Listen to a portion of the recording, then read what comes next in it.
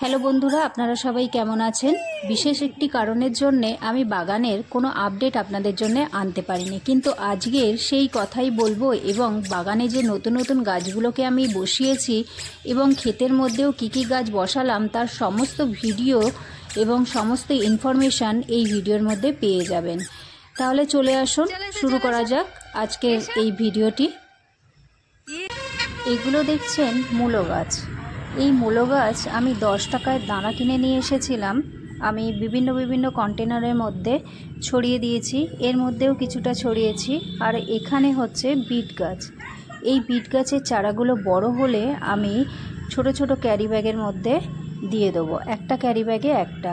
দেখুন এখানেও বেশ কিছু চারা বার হয়েছে। আর এটা আমার বাগানের নতুন গোলাপ। এটা আমি এই গ্রিন ব্যাগের মধ্যে বসিয়ে রেখেছি। এগুলো আমি অনলাইন থেকে পারচেস করেছি 12 ইঞ্চি বাই 12 ইঞ্চি, কিন্তু আমার এটা মনে হচ্ছে বলেছিল 12 ইঞ্চি, কিন্তু একটু বড়ই দিয়েছে। তো আর ওর সাথে এইটা দেখছেন মটরশুঁটি গাছ।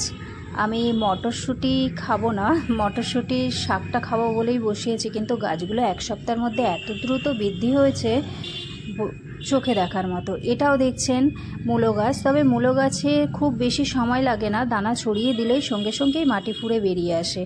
এবারে আমি এখনও সার মাটি এতে কিছু প্রয়োগ করিনি, এবার একটু সার মাটি দেবো। এটাতেও দেখছেন মটরশুঁটি গাছ। গাছগুলো এক সপ্তাহের মধ্যে খুব ভালো গ্রোথ হয়েছে। একটা তো দেখছেন খুব বড় হয়ে গেছে, এর মধ্যেও আমি সার মাটি দেব।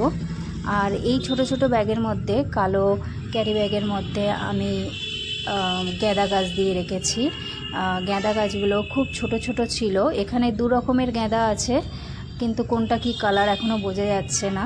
আমাকে তো বললো 2টো কালার পাবে, 2 রকমের গাঁদা তো এখানে আছে।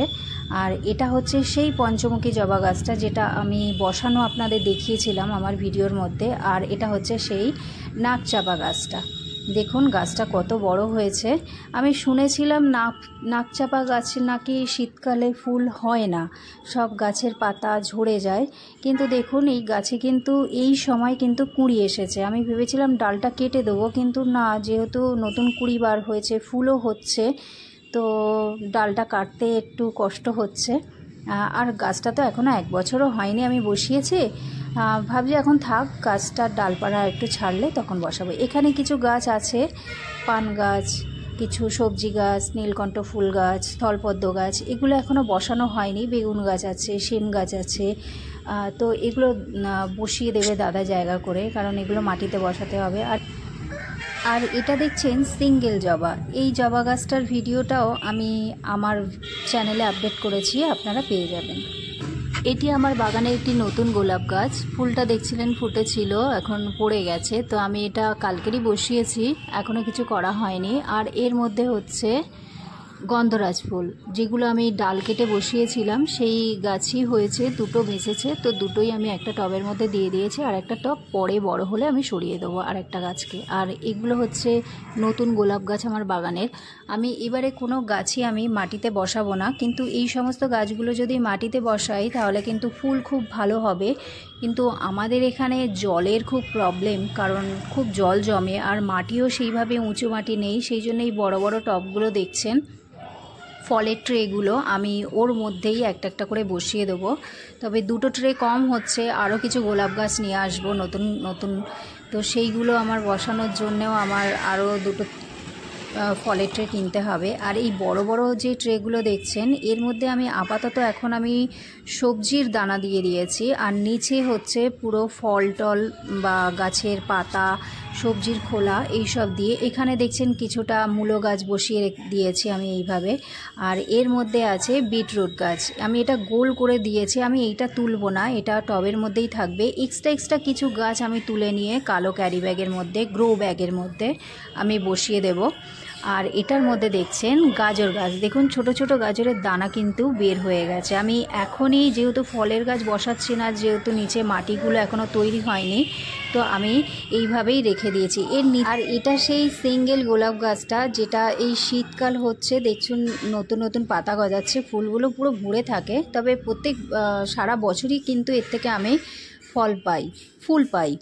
আর এখানে ক্ষেতের মধ্যে বাবা কিছুটা আলু, পেঁয়াজ, কিছুটা শাকের দানা ছড়িয়েছে। আর এগুলো দেখছেন আমার সেই রেন লিলি, তো ওখানে বসানো আছে। আর এই যে গাছটা, এলা গাছটা, আমি এটা বড় করছি, এটাতে আমি নতুন কলম বাঁধবো, সেই জন্য আমি রেখে দিয়েছি এইভাবে।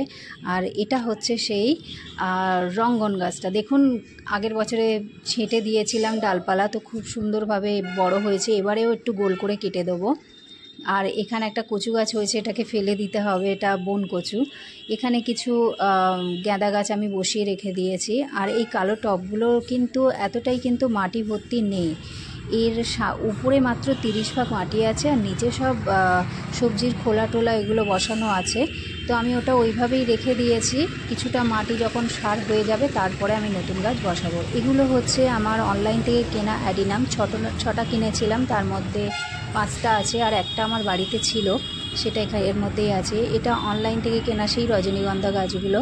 তো এগুলোকে আমাকে আলাদা করে বসাতে হবে, তার আলাদা ভিডিও আপনি পেয়ে যাবেন।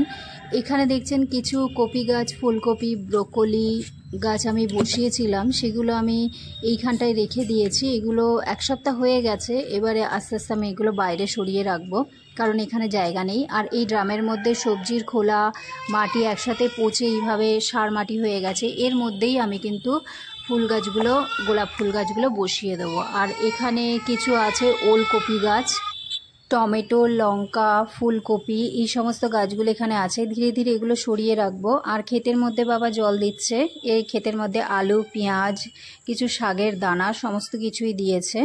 তো সেই সব ভিডিওগুলো ধীরে ধীরে আপনাদের সামনে নিয়ে আসবো। আজকের ভিডিও এত পর্যন্তই। ভিডিওটি ভালো লাগলে আপনারা অবশ্যই লাইক, শেয়ার করবেন এবং সাবস্ক্রাইব অবশ্যই করবেন, এবং নতুন নতুন ভিডিও আনতে আমিও উৎসাহিত হব। ধন্যবাদ।